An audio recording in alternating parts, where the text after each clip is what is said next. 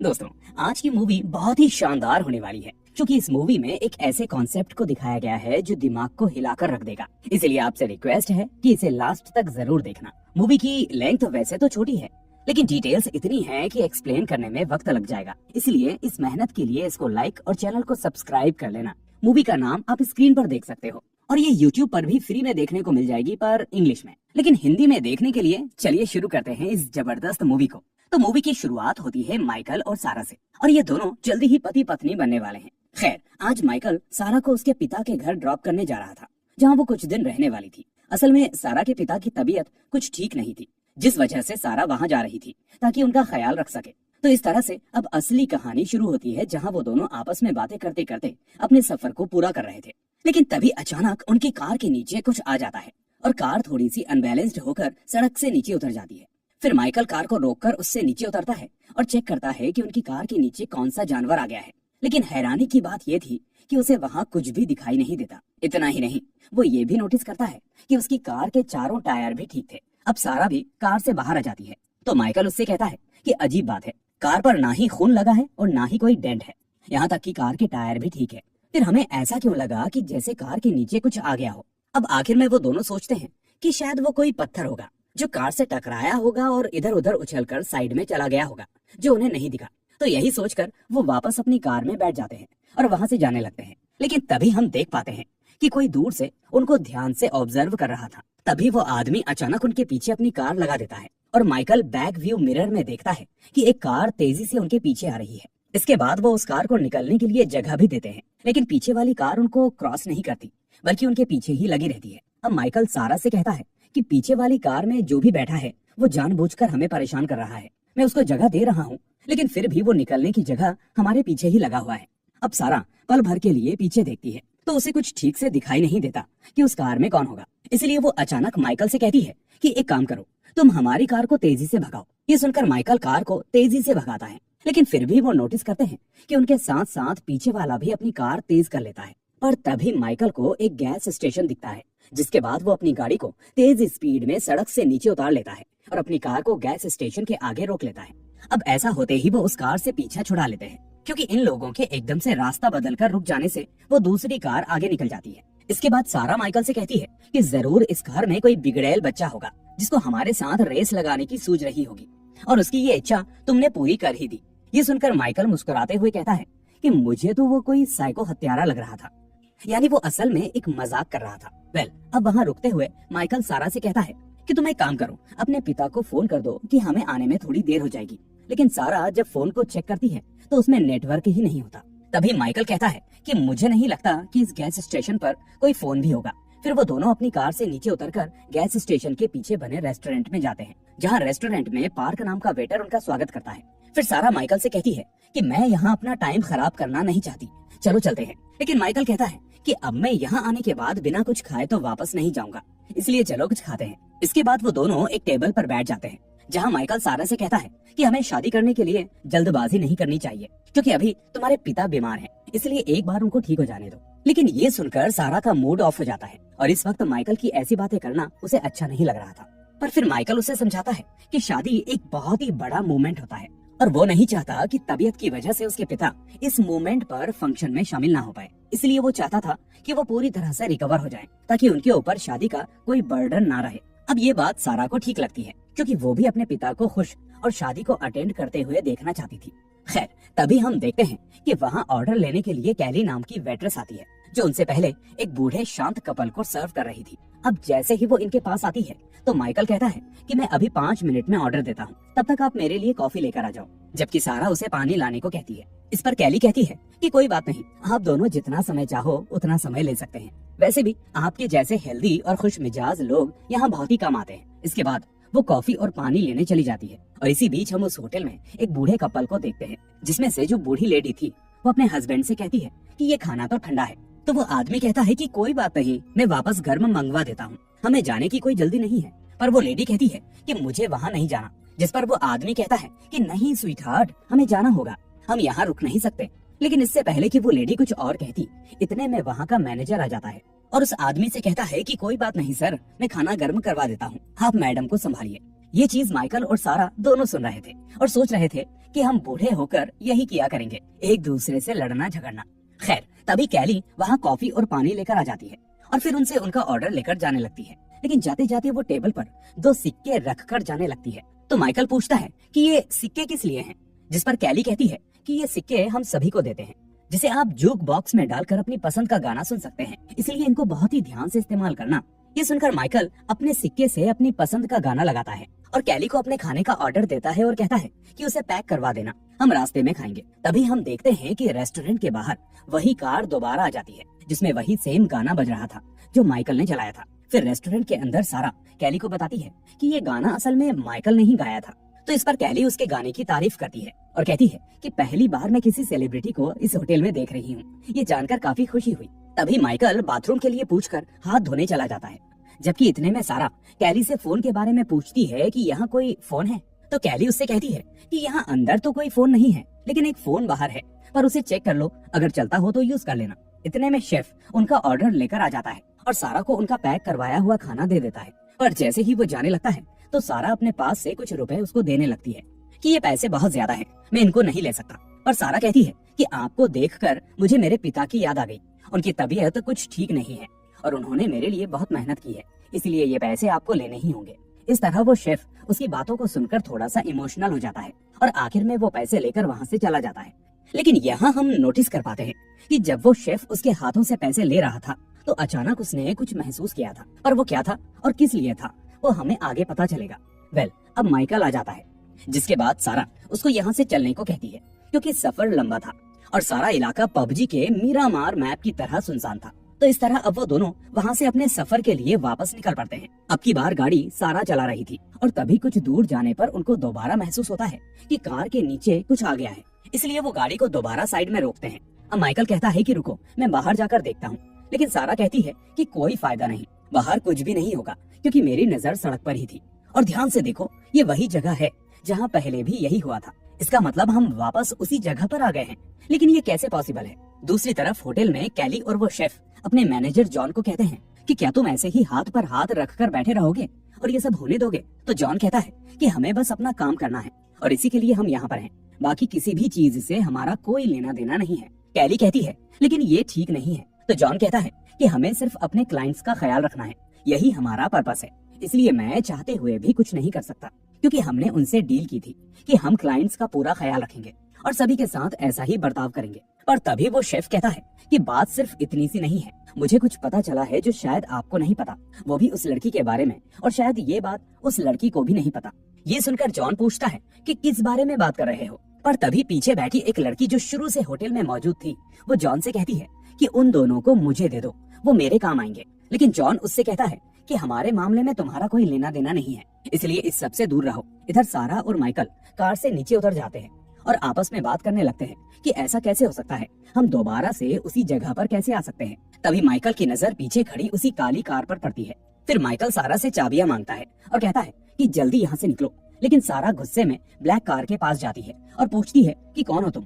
तभी black car में बैठा डरावना आदमी शीशा नीचे करता है और सारा उसे देखकर बुरी तरह से डर जाती है और वहाँ से भागने लगती है। फिर सारा को देखकर माइकल भी भागता है, जिसके बाद वो दोनों फिर से गाड़ी में बैठकर फौरन निकल जाते हैं। लेकिन इस बार भी वो कार उनका पीछा करती है। पर तभी रास्ते में माइकल पूछता है कि तुमने उस कार में क्या देखा, तो वो कुछ भी नहीं बोलती। इतने में वो दोनों देखते हैं कि कार में पेट्रोल खत्म होने वाला है, लेकिन फिलहाल गाड़ी भगाने के अलावा उनके पास कोई दूसरा रास्ता नहीं था। तभी अचानक वही गैस स्टेशन दोबारा आ जाता है, जिसे देखकर इन दोनों के होश उड़ जाते हैं। पर फिलहाल इन्हें उस गाड़ी से पीछा छुड़ाना था, इसलिए सारा अपनी गाड़ी को सड़क से नीचे उतारकर वापस गैस स्टेशन के पास जाने लगती है और पिछली बार की तरह वो ब्लैक कार आगे निकल जाती है। यहाँ घबराहट की वजह से सारा को वोमिटिंग होने लगती है, जिसके बाद रेस्टोरेंट के अंदर जाकर सारा कैली से कहती है कि मुझे आपका फोन यूज करना है, जिस पर कैली कहती है कि क्यों नहीं, जरूर कीजिए, मैंने बताया था ना कि वो बाहर है। अब माइकल के पास जो सिक्का था वो तो उसने जूक बॉक्स में गाना सुनने में खर्च कर दिया था, लेकिन सारा का सिक्का अभी भी उसके पास था जिससे वो कॉल कर सकती थी। फिर सारा बाहर जाकर सीधा 911 पर कॉल करती है और बताती है कि हम हाईवे पर फंस गए हैं और एक अजीब सा आदमी ब्लैक कार में हमारा पीछा कर रहा है जो हमें मारना चाहता है। ये सुनकर वो लेडी कहती है कि आप जहाँ भी हो कुछ घंटे वहीं पर रहो, क्योंकि आपकी लोकेशन शहर से काफी दूर है और मेरे हिसाब से आप लोग राउटर नंबर 66 के एक होटल में रुके हुए हो। इसलिए मुझे पुलिस दल को आप तक पहुंचाने में कुछ घंटे तो लग ही जाएंगे। पर इसी बीच हम नोटिस करते हैं कि फोन पर कोई पुलिस वाली नहीं बल्कि उसी होटल का मैनेजर जॉन था, जो बदली हुई आवाज में उससे बातें कर रहा था। यानी सारा ने जब 911 पर कॉल की तो वो कॉल पीछे बने रेस्टोरेंट के ऑफिस में ही कनेक्ट हुई थी। इसके बाद रेस्टोरेंट का मैनेजर जॉन माइकल के पास जाता है और पूछता है कि मैं आपकी क्या हेल्प कर सकता हूँ, जिस पर माइकल कहता है कि सड़क पर कोई पागल आदमी हमारा पीछा कर रहा है जो हमें मारना चाहता है, इसलिए मैं आपसे ये जानना चाहता हूँ कि वो आदमी कौन है और क्या वो अक्सर यहाँ आता रहता है। तो जॉन उससे कहता है कि आप घबराइए मत, मुझे लगता है कोई आपसे मजाक करने के मूड में है। पर माइकल ये सुनकर उस पर गुस्सा हो जाता है और कहता है कि हमारी लड़ो या भागो वाली स्थिति बनी हुई है और आपको ये मजाक लगता है। जिस पर जॉन कहता है कि देखिए, मैं तो सिर्फ आपको ही शांत करवा सकता हूँ और वैसे भी अगर आप चाहो तो यहाँ पर भी रुक सकते हैं, क्योंकि यहाँ आप अकेले नहीं हो, हम लोगों के साथ सुरक्षित हो। फिर माइकल पूछता है कि हम दोबारा इस जगह पर कैसे आ गए, ये बात मेरी समझ में नहीं आई। तो जॉन कहता है कि दरअसल आगे जाकर एक लूप है और आपने गलती से लूप वाला रास्ता ले लिया था। अक्सर कई लोगों के साथ ऐसा ही होता है, जिस वजह से लोग वापस इसी रास्ते पर आ जाते हैं। इतने में सारा भी वहाँ आ जाती है, जो माइकल को बताती है कि पुलिस को यहाँ आने में कुछ घंटे लग जाएंगे, इसलिए तब तक हमें यहीं पर इंतजार करना होगा। ये सुनकर जॉन कहता है कि अगर सच में कोई आपका पीछा कर रहा है तो आज की रात आप यहीं बिता सकते हैं, क्योंकि वो सुबह होने तक आपका इंतजार नहीं करेगा। इसलिए सुबह आप लोग जहाँ जाना चाहो वहाँ जा सकते हो और तब तक तो पुलिस भी आ जाएगी। इसके बाद वो दोनों को बैठने को कहता है और कहता है कि आप कुछ भी खाइए, मैं आपसे पैसे नहीं लूंगा क्योंकि इस समय आप हमारे मेहमान हैं। फिर कैली वहाँ मेन्यू लेकर आती है, जिसके बाद सारा उससे खुले पैसे मांगती है क्योंकि उसका सिक्का 911 पर कॉल करने में खत्म हो चुका था और अब उसे इस बारे में अपने पिता को इन्फॉर्म करना था कि मैं कल आऊंगी। लेकिन कैली कहती है कि मैं आपको सिर्फ एक ही बार 2 सिक्के दे सकती थी। पर तभी पास बैठी वो लेडी जिसका नाम रूबिका था, वो उससे कहती है कि मैं आपको खुले सिक्के दे सकती हूँ, वो मेरी कार में है, मैं अभी लेकर आती हूँ। पर इतने में सारा कहती है कि हमें 2-2 सिक्के मिले थे, तुमने तो सॉन्ग सुन लिए, लेकिन मेरा एक सिक्का अभी भी बाकी होगा, शायद वो मेरी पॉकेट में होगा। तो ये सुनकर रूबिका उससे कहती है कि उसे जल्दी इस्तेमाल करो। लेकिन इतने में जॉन वहाँ आ जाता है और रूबिका को वहाँ से अलग करके उसे अंदर भेज देता है। फिर वो सारा और माइकल को बताता है कि ये हमारी रूटीन की कस्टमर है, इसके दिमाग में थोड़ी प्रॉब्लम है, इसलिए हमें इससे निपटना आ गया है। फिर वो सारा को एक सिक्का देता है, जिसके बाद सारा वो सिक्का लेकर अपने पापा को फोन करने चली जाती है। अब जब सारा कॉल करती है तो उसके पापा फोन उठाते हैं, लेकिन फोन पर डिस्टरबेंस बहुत थी, इसलिए उसे बस इतना ही सुनाई देता है कि मैं तुम लोगों का इंतजार कर रहा हूँ, क्या तुम लोग आज आ रहे हो। पर तभी अचानक फोन कट हो जाता है। तभी हम देखते हैं कि होटल का मालिक जॉन रूबिका को पीछे बने एक कमरे में लेकर जाने लगता है। रूबिका कहती है कि प्लीज ऐसा मत करो, मैं अभी तैयार नहीं हूँ। लेकिन जॉन कहता है कि अगर तुम विरोध करोगी तो ये तुम्हारे लिए और भी मुश्किल हो जाएगा। अब रूबिका कहती है कि तुम एक ऐसे जानवर को खाना खिला रहे हो जो हमेशा भूखा रहता है। पर उसकी बात को अनसुना करके जॉन उसे उस रूम नंबर 17 के अंदर बंद कर देता है और वहाँ से चला जाता है। उधर अब तक रेस्टोरेंट के अंदर सारा और माइकल का खाना पीना हो गया था। तभी वो शेफ वहाँ आता है और बिल रखते हुए कहता है कि आपका रूम अभी रेडी नहीं है। लेकिन इससे पहले कि माइकल उस बिल को उठा पाता, जॉन वहाँ आ जाता है और उस बिल को उठा लेता है। अब वो कहता है कि आज के लिए ये खाना इनके लिए मुफ्त था। पर हम देख पाते हैं कि उस बिल पर लिखा हुआ था रन, यानी भागो। अब ओनर कहता है कि आप मुझे बस 1 मिनट का समय दीजिए, आपका कमरा ऑलमोस्ट रेडी है। फिर सारा माइकल से कहती है कि मुझे डर लग रहा है, बाहर देखो, ऐसा लग रहा है जैसे दिन यहीं के यहीं रुक गया हो। लेकिन माइकल उससे कहता है कि जॉन ने सही कहा था, हम दोनों थके हुए हैं, इसलिए हमें ऐसा लग रहा है, हमें थोड़ी देर आराम करना चाहिए। इतने में जॉन फिर से वहाँ आ जाता है और कहता है कि आपका कमरा रेडी है। फिर वो शेफ को आवाज देता है और कहता है कि रूम की चाबी लेकर आ जाओ, ये दोनों रेडी हैं। तभी शेफ चाबी देते हुए पूछता है कि रूम में 3 लोग रुकेंगे या 2। तो जॉन एकदम से कहता है कि क्या तुम्हें ये 3 दिख रहे हैं? नहीं ना, फिर ऐसे बेवकूफी भरे सवाल क्यों कर रहे हो, जाओ और किचन को क्लीन करो। फिर जॉन उन दोनों को उनके रूम तक छोड़ने के लिए जाने लगता है, जहाँ सारा उससे पूछती है कि क्या आपको पहले भी किसी ने कंप्लेंट की थी किसी काली कार के बारे में। लेकिन जॉन कहता है कि सारा तुम बेकार में चिंता कर रही हो, इस पर ज्यादा ध्यान मत दो, तुम दोनों थके हुए हो, इसलिए फिलहाल आराम करो, हम लोग बाद में बात करेंगे। ऐसा कहकर वो दरवाजा खोलने लगता है और तभी सारा माइकल से पूछती है कि इसको मेरा नाम कैसे पता चला, तुम तो मुझे बेबी कहकर बुलाते हो। इसी बीच उसको पास वाले रूम में रूबिका के होने का एहसास होता है, जिसे कोई आदमी अपने साथ जबरदस्ती ले जा रहा था, जबकि रूबिका चिल्ला रही थी कि मैं अभी तैयार नहीं हूँ, मुझे छोड़ दो। ये देखकर अब सारा माइकल को वहाँ से चलने को कहती है। तभी जॉन उससे कहता है कि मैं आप दोनों से निवेदन करता हूँ, कृपया आप अपने रूम के अंदर जाइए और आराम करिए। लेकिन अब तक माइकल और सारा समझ जाते हैं कि यहाँ कुछ न कुछ गड़बड़ जरूर है, इसलिए वो दोनों वहाँ से भागने लगते हैं और अपनी गाड़ी लेकर वहाँ से निकल जाते हैं। तभी कैली और शेफ जॉन से पूछते हैं कि क्या हुआ, जिस पर जॉन कहता है कि अगर वो दोनों भाग गए तो हम सबकी जान मुश्किल में आ जाएगी। लेकिन कैली कहती है कि हमें उन दोनों की हेल्प करनी चाहिए, आखिर हर कोई एक जैसा नहीं होता। पर जॉन कहता है भाड़ में जाओ तुम दोनों। उधर कार में सारा और माइकल दोनों डरे हुए थे और बातें कर रहे थे कि होटल का मालिक जॉन सब कुछ जानता था कि हमारे साथ क्या हो रहा है, लेकिन उसने हमें लगातार गुमराह किया। शायद वो भी उस कार वाले आदमी से मिला हुआ है। लेकिन फिर वो दोनों सोचते हैं कि अगर वो दोनों मिले होते तो वो कार वाला आदमी वहाँ अंदर भी आ सकता था या फिर जॉन भी हमें नुकसान पहुँचा सकता था, पर उसने ऐसा नहीं किया। तभी सारा की नजर सड़क के किनारे खड़े उसी काले कार वाले आदमी पर पड़ती है, जिसको देखकर वो कहती है कि माइकल ये वही है जो काली गाड़ी में हमारा पीछा कर रहा था, जरूर हमारा शिकार हो रहा है। लेकिन माइकल को वो आदमी नहीं दिखता। जिसके बाद वो सारा को हौसला देता है और कहता है कि तुम बस गाड़ी चलाओ और बाकी सब बातें भूल जाओ, विश्वास करो हमारे साथ कुछ भी नहीं होगा। दूसरी तरफ हम देखते हैं कि वो शेफ रूम में से रूबिका का सामान लेकर आता है और उसको डस्टबिन में डाल देता है, क्योंकि अब वो जा चुकी थी या कोई उसे अपने साथ ले जा चुका था। लेकिन तभी शेफ को उन पैसों की याद आती है जो सारा ने उसे दिए थे। फिर इस सब के बारे में सोचकर उसे अपने इस काम पर घृणा आती है और उसकी आत्मा बार बार उससे कहती है कि कब तक ऐसा ही चलता रहेगा। इसलिए अब वो जॉन के पास जाता है और उसे समझाता है कि मैं जानता हूँ सर कि ये हमारा काम है, लेकिन इस बार कुछ तो गलत हो रहा है, इसलिए आप कोई कदम उठाओ। लेकिन जॉन उसकी बात को समझने को तैयार ही नहीं था। वो कहता है कि बॉब, हम जो भी कर रहे हैं यही हमारा काम है। पर बॉब कहता है कि बॉस, अगर आप चाहो तो ये सब बदल सकते हो। जॉन पूछता है कि आखिर तुम चाहते क्या हो, मैं क्या करूं? तो बॉब उसे फोन उठाकर देते हुए कहता है कि कॉल करो और उन्हें बताओ।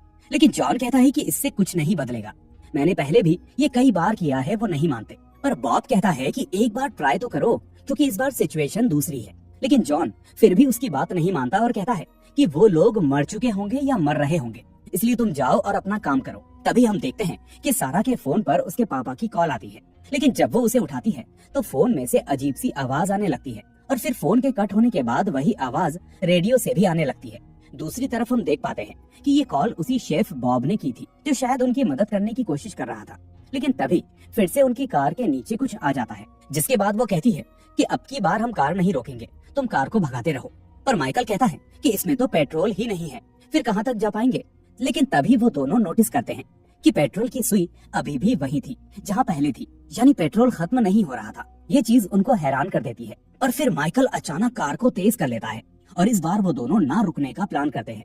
तभी हर बार की तरह वही ब्लैक कार फिर से उनका पीछा करने लगती है, तो वो कार को और तेज भगाते हैं। फिर उनको दूर से वही गैस स्टेशन वापस से दिखने लगता है, लेकिन अब की बार वो वहाँ पर नहीं रुकते और सीधा निकल जाते हैं। इधर ये तीनों ये सब कुछ रेस्टोरेंट के बाहर खड़े खड़े देख रहे थे। कैली कहती है कि अब ये लोग रुकने वाले नहीं हैं। लेकिन तभी जॉन कहता है कि देर सवेर ही सही, लेकिन इनको ये एहसास हो ही जाएगा कि वो अब बच नहीं सकते। लेकिन बॉब उससे कहता है कि बॉस, मुझे अब भी उम्मीद है कि ये कुछ ना कुछ करके अपना रास्ता जरूर खोज लेंगे। उनके अंदर की उम्मीद अभी बाकी है। दूसरी तरफ वो काली कार अभी भी उन दोनों का पीछा कर रही थी। तभी माइकल अचानक से अपनी कार का ब्रेक लगाता है और वो ब्लैक कार आगे निकल जाती है।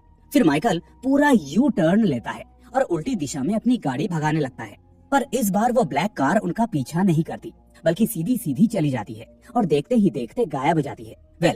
अब इनको चलते चलते काफी देर हो जाती है। फिर माइकल कहता है कि मुझे तो लगता है कि ये वक्त यहीं पर रुक गया है, क्योंकि हमें कार ड्राइव करते करते कई घंटे हो चुके हैं, लेकिन सब कुछ वैसा का वैसा ही है। जिस पर सारा कहती है तो क्या हम हमेशा ही इसी तरह सड़क पर घूमते रहेंगे? तो माइकल कहता है कि मुझे ऐसा नहीं लगता, क्योंकि बहुत देर से ना ही गैस स्टेशन आया है और ना ही किसी काली गाड़ी ने हमारा पीछा किया है, इसलिए शायद हम सही रास्ते पर जा रहे हैं। साथ ही उनके पेट्रोल की सुई वहीं पर अटकी हुई थी, जो खाली होने का नाम नहीं ले रही थी। लेकिन अब माइकल गाड़ी चलाते चलाते थक जाता है, जिसके बाद वो अपनी गाड़ी को सड़क के किनारे रोकता है ताकि आगे के सफर में सारा गाड़ी चलाए। इस तरह अब सारा गाड़ी चलाती है, लेकिन गाड़ी चलाते चलाते वो भी थक जाती है और कुछ घंटे बाद आखिर में वो भी गाड़ी को सड़क के किनारे रोक लेती है। इसके बाद वो माइकल को जगाती है, तो माइकल पूछता है क्या हुआ, जिस पर सारा कहती है कि मुझे लगता है मैं 100 बार इसी रास्ते को क्रॉस कर चुकी हूँ, लेकिन यहाँ ना कोई गैस स्टेशन आया, न वापस वो ब्लैक कार, जबकि रास्ता बार बार अब भी वही आ रहा है। अब माइकल कहता है कि शायद हम किसी लूप में फंस गए हैं, क्योंकि उन लोगों ने जगह जगह पर लूप बना रखे हैं, इसलिए हमें कैसे भी करके इस लूप को तोड़ना ही होगा। पर वो आगे कहता है कि सड़क के रास्ते तो हम इस लूप को नहीं तोड़ पाएंगे, इसलिए हमें रेगिस्तान के अंदर जाना होगा, वो भी पैदल, क्योंकि हमारे पास बड़ी कार नहीं है और ये कार रेगिस्तान के अंदर नहीं जा सकती। पर सारा उसकी बात से सहमत नहीं थी, लेकिन फिर भी माइकल उसको विश्वास दिलाता है कि मुझ पर भरोसा रखो, मैं तुम्हें यहाँ से निकाल लूंगा। तो इस तरह से वो दोनों अपनी कार को वहीं पर छोड़कर पैदल ही आगे जाने लगते हैं। अब वो सड़क पर ना जाकर रेगिस्तान के बीच का रास्ता लेते हैं। उधर बॉब जॉन के फोन से अपने सीनियर्स को कॉल करता है, क्योंकि जॉन ने उसके कहने पर अपने सीनियर्स से बात की थी। अब बॉब फोन पर कहता है कि मुझे खेद है कि मैं इस प्रोसेस का प्रोटोकॉल तोड़ रहा हूँ, लेकिन एक बार आप उन दोनों की फाइल चेक करिए। मुझे लगता है कि जरूर कोई ना कोई गड़बड़ हुई है। लेकिन उसका सीनियर उससे कहता है कि ये तो हमें नहीं सुनाई देता। बस बॉब की निराशा से समझ में आ जाता है कि वो उनकी बातों से इत्तेफाक नहीं रखते। इसके बाद कैली आकर बॉब से कहती है कि हमें उन दोनों की हेल्प करनी चाहिए। बॉब कहता है कि मैं पहले ही ट्राई कर चुका हूँ, लेकिन कोई फायदा नहीं हुआ, उन्होंने मेरी बात नहीं सुनी। दूसरी तरफ सारा और माइकल बातें करते करते बहुत दूर तक आ गए थे। तभी उनको एक एक्सीडेंटल कार दिखाई देती है, जिसे देखकर लगता है कि शायद इस रोड पर कोई और भी होगा। फिर जब वो पास जाकर देखते हैं तो पाते हैं कि ये उनकी ही कार थी और कार के शीशे पर खून भी लगा था। ये देखकर ये दोनों समझ जाते हैं कि हम इस लूप में मर चुके हैं, और ये जानते ही दोनों जोर जोर से रोने लगते हैं। तभी वो देखते हैं कि वही काला आदमी उनके पास खड़ा है और उनको ही घूरे जा रहा है। अब माइकल उसको मारने के लिए आगे बढ़ता है, लेकिन वो उल्टा माइकल को ही घायल कर देता है। फिर वो दोनों वापस उसी रास्ते पर भागने लगते हैं जिस रास्ते से वो आए थे, और इतने में वो आदमी भी अपनी कार लेकर वहाँ से चला जाता है, जैसे वो उन्हें आगे जाने से रोकने आया हो। फिर वो दोनों भागते भागते वापस अपनी कार तक पहुँच जाते हैं, जहाँ सारा माइकल को कार में बैठाती है और खुद ड्राइव करने लगती है। फिर वो काली कार फिर से उनके पीछे लग जाती है। अब वो देखते हैं कि वही गैस स्टेशन फिर से आ गया है, लेकिन अब की बार वो गाड़ी नहीं रोकते और सीधा चले जाते हैं। तभी कुछ दूर जाते ही फिर से वो गैस स्टेशन आ जाता है। अब की बार वो उसको देखकर हैरान हो जाते हैं, क्योंकि लूप का साइज छोटा हो गया था और अब हर कुछ सेकंड्स के बाद वही गैस स्टेशन बार बार आ रहा था। गाड़ी के अंदर माइकल की हालत भी खराब हो रही थी, इसलिए सारा अब की बार गैस स्टेशन पर अपनी गाड़ी रोक लेती है, जबकि वो ब्लैक कार एक बार फिर से सीधे चली जाती है। इसके बाद वो दोनों रेस्टोरेंट के अंदर जाते हैं, जहाँ सारा माइकल से कहती है कि तुम यहाँ पर आराम करो, मैं अभी आती हूँ। फिर वो कैली से पूछती है कि जॉन कहाँ पर है, क्योंकि उस एक्सीडेंटल कार को देखकर ये दोनों समझ चुके थे कि सिर्फ जॉन ही है जो सच जानता है और उन्हें बता सकता है। कैली उसे बताती है कि जॉन वहाँ बाहर खड़ा तुम्हारा ही इंतजार कर रहा है। वो दोनों देखते हैं कि उनके कुछ ही दूरी पर वो काली कार भी खड़ी हुई है और वही आदमी उनको घूरे जा रहा है। फिर सारा पूछती है कि आखिर यहाँ चल क्या रहा है, तो जॉन कहता है कि तुम दोनों ने मेरे हिसाब से कहीं ज्यादा संघर्ष किया है और अब मुझे एहसास हो रहा है कि तुमको सब कुछ जान लेना चाहिए। दरअसल ये तुम्हारी दुनिया और मेरी दुनिया के बीच की जगह है। तो सारा पूछती है क्या हम मर चुके हैं, तो जॉन कहता है नहीं, बल्कि तुम्हारा और माइकल का एक कार एक्सीडेंट हो गया है और फिलहाल तुम लोग अपने जीवन के लिए संघर्ष कर रहे हो और अपनी आखिरी सांसें गिन रहे हो, और हकीकत में तुम मेरे सामने नहीं बल्कि वहाँ अपनी कार के पास लहू लुहान पड़ी हो। अब सारा पूछती है तो क्या हम मर जाएंगे, जिस पर जॉन कहता है कि अंत में मर तो सभी जाते हैं, हम तो बस आप लोगों की हेल्प करने की कोशिश कर रहे हैं, क्योंकि हम लोगों को आखिरी बार उनका पसंदीदा खाना खिलाते हैं और पीने के लिए देते हैं, जिसके बाद उन्हें अपने कमरे में सोने के लिए भेज देते हैं, जहाँ से वो अपने अगले सफर पर निकल जाते हैं जो भी ऊपर वाले ने तय किया है। वो काला आदमी तुम दोनों को मारने नहीं बल्कि अगली प्रोसेस तक ले जाने आया है, लेकिन तुम दोनों अभी भी यहाँ संघर्ष कर रहे हो, इसलिए वो तुम्हारे पीछे पड़ा है। उसका काम ही है कि वो आप जैसे जीवन और मौत के बीच लड़ रहे लोगों की दूसरी दुनिया में जाने के लिए हेल्प करे। खैर, अब सारा को उदास देखकर जॉन बताता है कि तुम्हारे पास अभी भी एक चांस है, क्योंकि तुम अभी तक मरे नहीं हो, और वैसे भी मैं ये सब इसलिए कह रहा हूँ क्योंकि हमारे हिसाब से सिर्फ 2 लोगों को आगे भेजना था, जबकि मुझे पता चला है कि तुम 2 नहीं बल्कि 3 हो। ये सुनकर सारा हैरान हो जाती है और कहती है कि प्लीज मेरी बच्ची को बचा लो, भले हमारा वक्त आ गया हो लेकिन उसका वक्त अभी नहीं आया। तभी जॉन कहता है कि यही तो हमारा सोचना है कि जरूर ऊपर कोई गलती हुई है, लेकिन ये बच्ची नहीं बल्कि एक बच्चा है, यानी एक लड़का है, और मैं अपनी शक्तियों की मदद से ये सब जानता हूँ। और मैं ये भी जानता हूँ कि एक बच्चे को जिंदा रखना है तो उसके माँ बाप को भी जिंदा रहना होगा, और बस दिन ढलने में कुछ वक्त है, तब तक उसके साथ रहो। दूसरी तरफ माइकल को भी होश आ जाता है और वो कैली से पूछता है कि क्या मैं मर गया हूँ, तो कैली कहती है कि नहीं, लेकिन तुम मर रहे हो और तुम्हें लड़ते रहने की जरूरत है। दूसरी तरफ जॉन सारा से कहता है कि वो फेरी मैन हम पर दबाव बना रहा है, लेकिन मैं मानता हूँ कि कहीं ना कहीं गलती हुई है, क्योंकि तुम्हारी और माइकल के मरने की बात हुई थी, तुम्हारे बच्चे की नहीं। तभी वहाँ बॉब आ जाता है और जॉन से कार की चाबी मांगता है। फिर जॉन सारा के हाथ से चाबी लेकर उसको दे देता है, जिसे देखकर फेरी मैन गुस्सा हो जाता है, क्योंकि वो समझ जाता है कि जॉन उन दोनों को गाड़ी में नहीं भेज रहा। गाड़ी में बैठते ही सारा बॉब से कहती है कि अपना ख्याल रखना, जिस पर बॉब कहता है बिल्कुल मेरी छिपकली। अब ये चीज हमेशा उसके पिता बोला करते थे, तो ये देखकर वो हैरान हो जाती है। जिसके बाद जॉन अपने बॉस के पास फोन करता है और कहता है कि मैं ये गड़बड़ होने नहीं दे सकता, क्योंकि सारा के पेट में बच्चा है। उसका बॉस कहता है कि तुम्हें जो ठीक लगे वो करो, तुम्हारे पास फ्री विल है, अगर कोई चीज गलत है तो उसे फौरन ठीक करो। इसके बाद जॉन फौरन बॉब को इशारा करता है और बॉब वहाँ से चला जाता है। अब उस फेरीमैन को लगता है कि ये उन दोनों को बचाने जा रहा है, इसलिए वो बॉब का पीछा करने लगता है। पर तभी बॉब कुछ दूर जाकर अपनी गाड़ी को फिर से मोड़ लेता है और अपनी कार को फेरीमैन की तरफ भगाने लगता है, क्योंकि उसको पता था कि फेरीमैन उसको उन दोनों की हेल्प करने नहीं देगा। तभी उन दोनों की कारें आमने सामने आ जाती हैं और फिर उनमें जोरदार टक्कर हो जाती है, जिससे ये लूप टूट जाता है और टक्कर होने के तुरंत बाद सारा और माइकल को होश आ जाता है और ये मूवी यहीं पर एंड हो जाती है। तो दोस्तों, उम्मीद है आपको पूरी मूवी ठीक से समझ में आ गई होगी, लेकिन कुछ सवाल अभी भी होंगे जो आपके दिमाग में आ रहे होंगे, तो आप उनको कमेंट्स में पूछ सकते हो। मैं सभी कमेंट्स का जवाब देने की कोशिश करूंगा, लेकिन उससे पहले इस वीडियो को लाइक और चैनल को सब्सक्राइब कर लेना। साथ ही चैनल को सब्सक्राइब करने के बाद बेल आइकन भी दबा देना, ताकि कोई भी वीडियो आपसे मिस ना हो। अब मैं मिलूंगा आपसे अगली ऐसी ही शानदार मूवी के साथ। Till then take care and